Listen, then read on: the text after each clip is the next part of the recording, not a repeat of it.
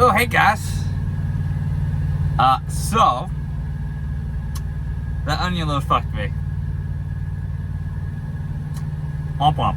So this week should have been a good week, and it was set up to be a good week. Let's see. Yeah.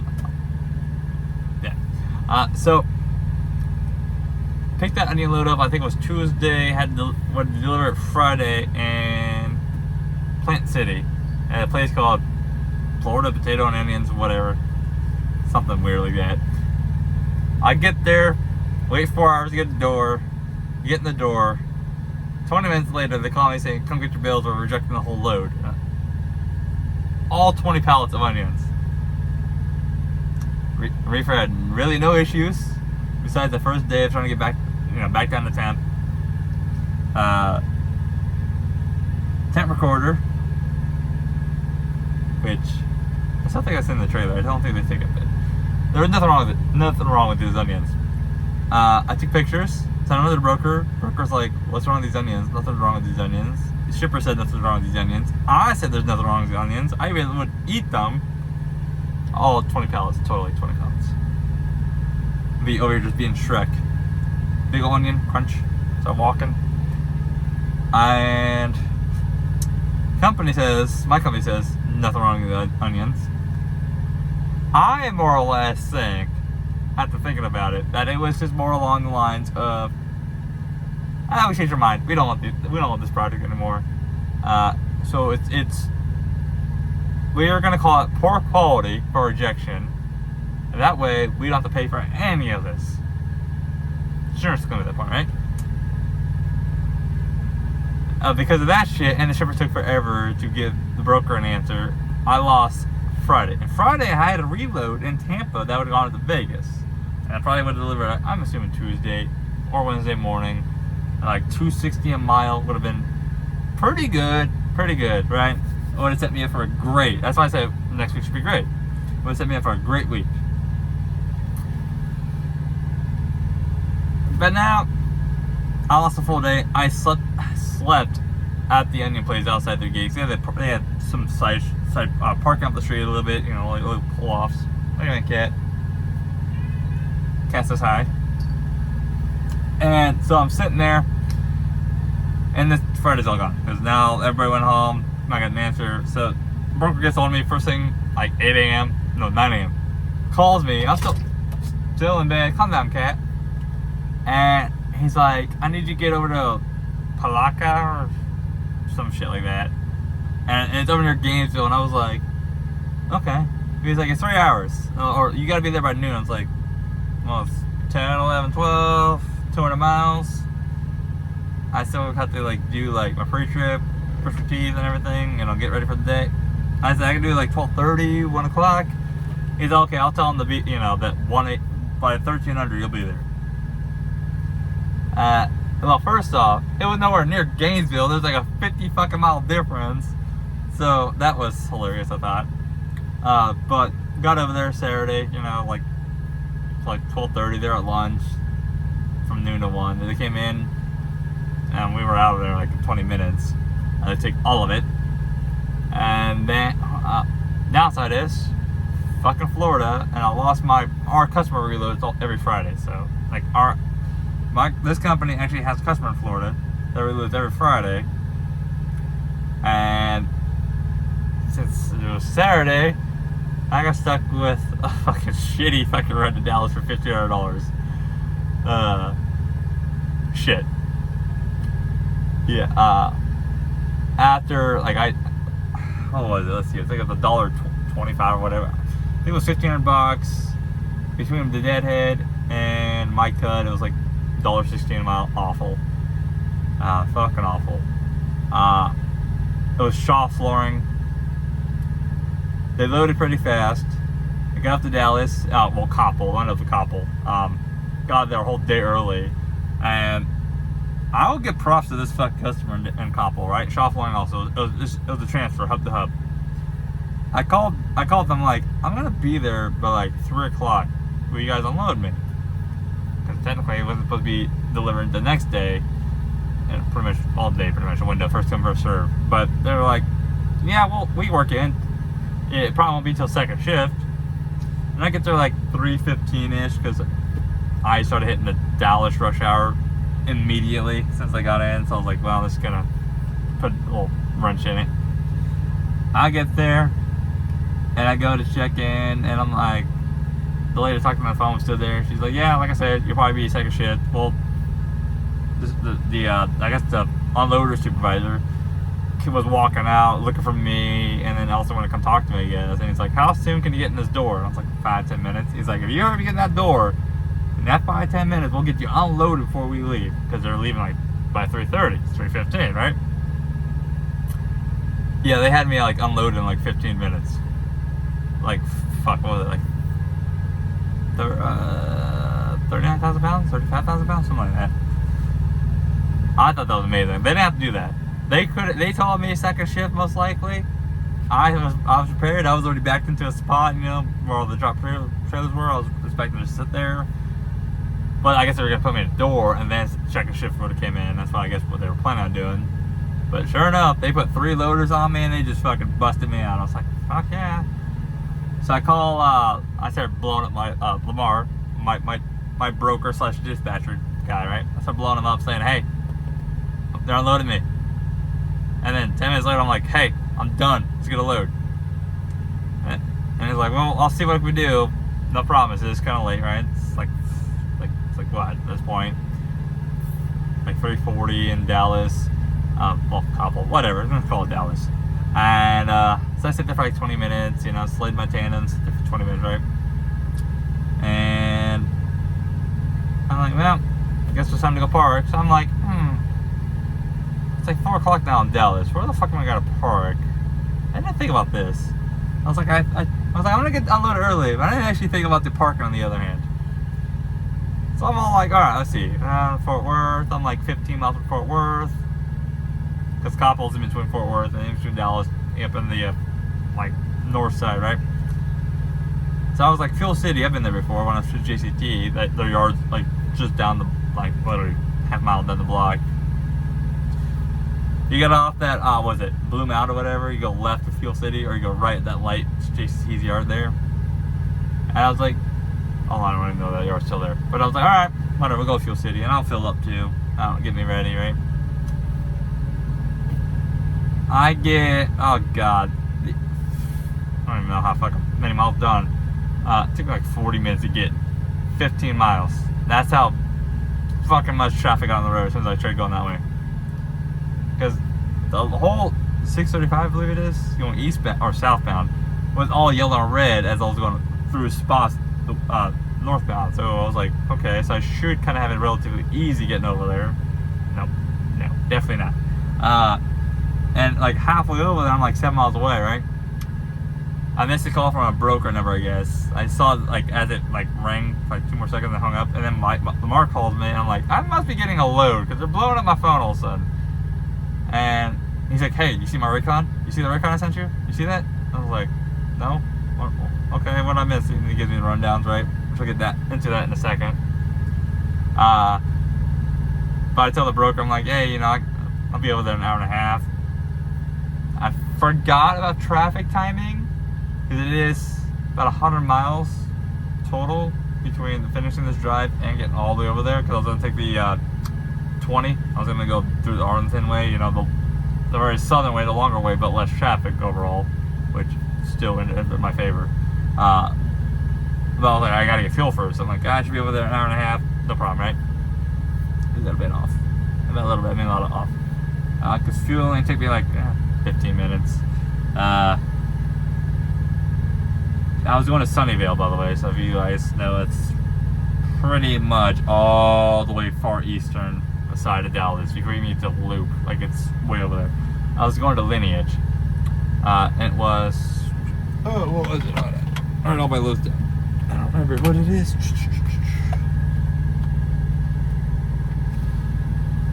Pretty much my whole goal for this week, though, since the onion load was just to break even, because that onion load fucked the timing up for this week. Because I mean, it delivered Monday. Yeah, Monday is when I delivered, and it is Thursday. So, trying to just make as much money as I can. it was 2269 was my cut, so 214. That's with the deadhead, right? So it's 1,000 miles pretty much, 1,060. Not great, but it wasn't awful.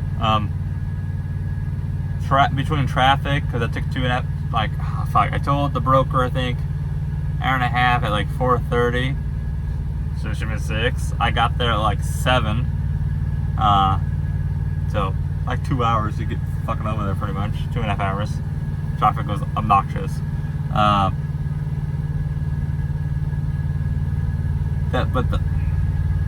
This whole week, it's just, like I said, I'll break even at this point was my goal.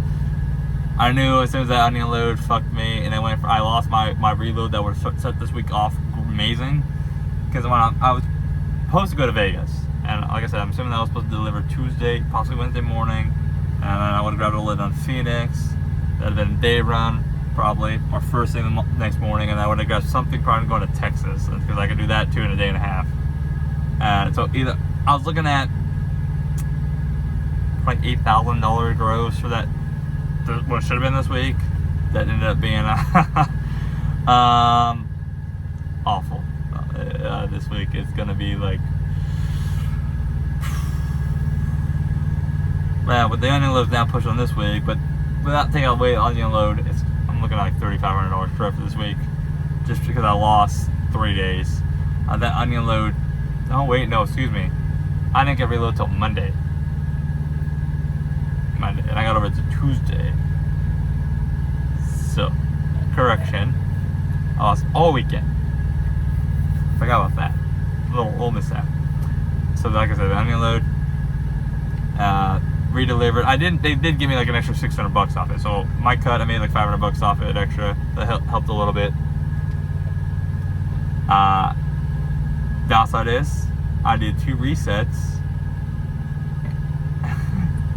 over the weekend pretty much. Between the Friday mishap and not being able to do anything on Monday. And then Monday, like I said, I grabbed that in Shaw, and that was over there in Orlando. And then I took that up over to, Dallas. That's how it is sometimes. Can't do much. But while I was in going over to Fort Worth on the 820, I believe it is, right? 820. Got past like the 60s or 70s GTO, you know, classic muscle car look. And also, you know, he's like stalled out in the middle lane. Bummer, but you know, I pulled up next to him, parked in, immediately just got out and pushed him up. Yeah, it's just a dog. You don't need to harass the dog. But I went up to him, I'm like, hey, let's push us to the shoulder, because all 3 lanes were kind of like backing up, because this guy had a lane fully shut down during rush hour. No, don't want that there.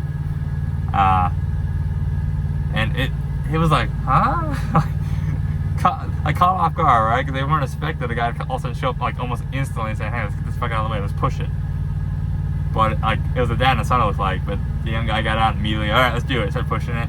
Forgot how heavy those fucking cars are. Even though technically modern cars are heavier, but when it's triple digits and it's slightly uphill, it's fucking heavy. But even the old man, he got out and like pushed and steered with no power steering, best he could. And then I look back and there's this lady in like a Explorer or Expedition to give me all thumbs up. I was like, whatever. I wasn't doing it for that. I was just doing it because it was like there, and it's like, why not just spend 30 seconds helping everybody else out? Benefit of growing up in Wyoming, I don't, kind of just the things I do. And it's not like I'm making that shit up. There's actually me doing it before in this video in St. Louis, where it was uphill, and it was like 95 degrees with the humidity. So it's not like I just doing that only, you know, because I'm on video. So I mean, that was a dash cam just recording. I was like, show people it takes like 30 seconds to help somebody out. Downside is now, I'm hoping the Vegas one. The Vegas one, it seems like I'm probably going to Vegas, right? Because I was told most of the listeners recently be going to Vegas, but Lamar was hoping to give me a little day run, keep me in Florida, like maybe give me a couple runs, you know, 70 miles, 100 miles, whatever, you know, give me a couple thousand, or give me $1,000 pretty much. That ain't gonna happen, so I ain't gonna have a check this week, but bills are paid. But this is a lease. It's not a lease purchase. No obligations if I can stay here either. And I don't have to worry about maintenance in this truck. I don't, you know, so really all I'm doing is really just paying insurance and the rental payment. Cat, you stay over there, asshole. So really, it's not like, yeah, could I make more consistent money in this company? Sure. But even then, like, you take away one headache and you put in another one. I could have broke down for 3 days, right? That could happen. That could happen in this truck. However, though, this truck too, if I break down, Pack Lease is under obligation to try to find me a loaner. Until at least the truck's up, it's not guaranteed, but it's at least a chance at being able to run right away. Company, they may not have any more trucks. Honestly, they say it's just cheaper to keep you in the hotel. Why give you a rental car to come get you into a new truck, or vice versa? Just cheaper just to pay $100 a month or a night to be in a hotel. Because they don't care. It does cost some money, right? Just a week's worth at most of a hotel cost. Okay. But here's what it is. And honestly, I'm not doing it for you guys. I'm doing it for me. So as long as I'm happy with the money and bills are paid, I don't care. This is all knowledge too. Like what I'm doing now too is also giving me some experience for later. Cause I may still buy my truck. I don't know. But like now that I'm running a trailer. I'm having to learn how to manage fuel costs, right, on the reefer. I'm having to learn.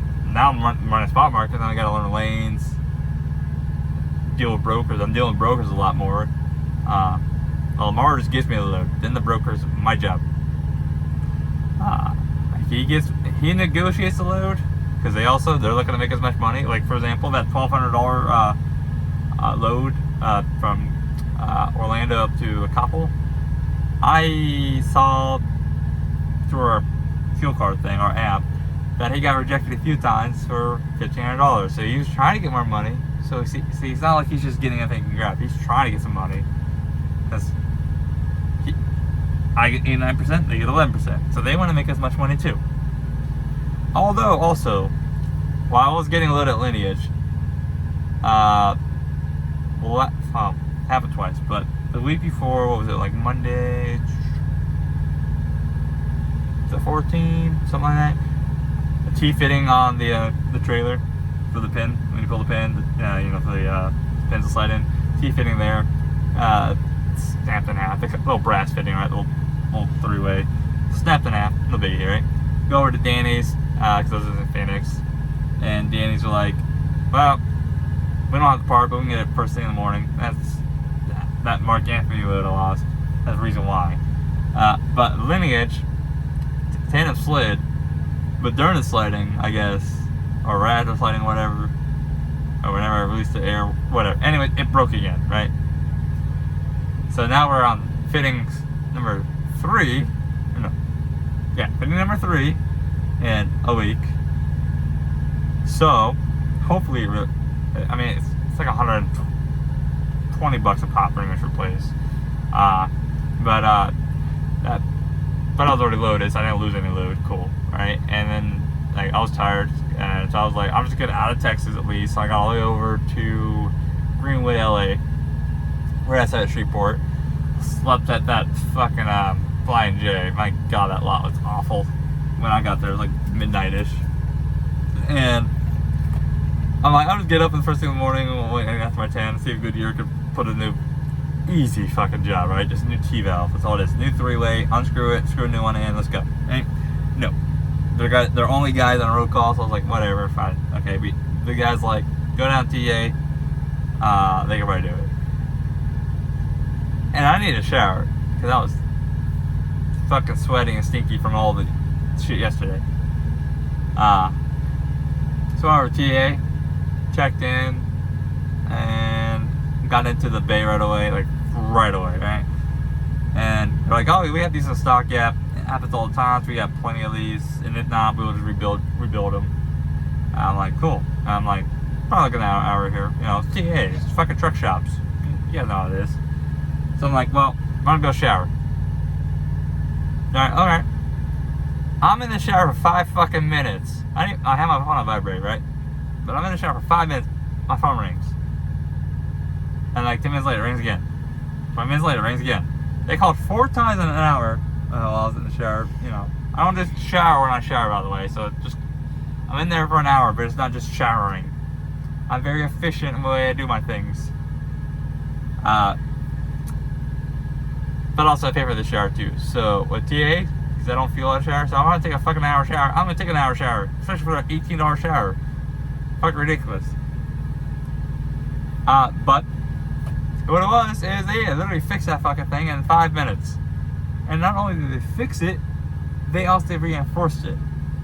Because I guess it was when the guy Danny's replaced it. Here's that fitting. It was kind of pulled down on it, so it was putting pressure on it. So eventually it was gonna snap. And now it's like this more out, and then it's just right to the hose. So there's no drop on it. They also didn't just they put another fitting on it on the trailer side, so not the hose side, the trailer side, right? That goes into the rails and all that, to kind of like keep it more rigid too. So there's like 3 fittings on it, which I guess, I mean, if it works, it works. I'm not gonna fucking like get all over them about it, but I appreciate it. I told my head, you guys can just find a way. Like, if something's putting pressure on this, or something I've lost 2 in a week. Like, I don't know what's going on. I ain't doing anything to it. I'm literally setting the fucking trailer brakes, pulling the pin. That's all I'm doing. Is then sliding the trailer. Like, I ain't doing nothing. Like, I'm doing like I've been doing it for years, and I haven't broken fittings for years, so it's trailer. But the trailer's been good. Like that meat load was -15, and it. When I turned it on, because the flooring load was dry load, right? When I turned it on, it was 101 degrees, and it cooled in that 2 hours pretty much. It cooled all the way down to 10 degrees, and then it was -1 when I touched the door, and like 20 minutes later, and it pretty much ran continuing with -11, no problem all the way over. Like I already knew it was gonna touch -15. It's just fucking hot, like right. Like even ice cream, like it's gonna triple digits is gonna be working itself to keep itself -20. But let's see how next week works out. How do you guys like this new format, by the way? You guys like these weekly shit? Like my little load to load shit. It's a little different, but now I can talk money, right? Like I said, my whole goal for this week is to break even. So I mean, literally tells you 0. Like that's what break even means. Which fine. Some weeks are gonna be like that. It's all about the averages. How's it average out across the month? But I'm also already pretty much written off July, because July, you know, I went down to Arizona, and that took off about a week, you know. So, and then it's pretty much how trucking is. Like you need a week to run before, and then you get paid next week. So I've pretty much already written off July. July is just, hey, if we get some money, cool. But if not, whatever. August is where I'm gonna see. Let's start working on our averages to see how it's working out. Boss man's already taken care of me twice already, because like I said, it's hard to come back out, especially between unexpected costs of things, you know, with mom's death and having to go do that, and not having to check for 2 weeks. Also between the sharp bullshit that I should have done this fucking 2 months ago, honestly, but I'm just a little stubborn. But how do you guys like it? You guys like this shit? Anyways, catch you next time. See you later. Bye.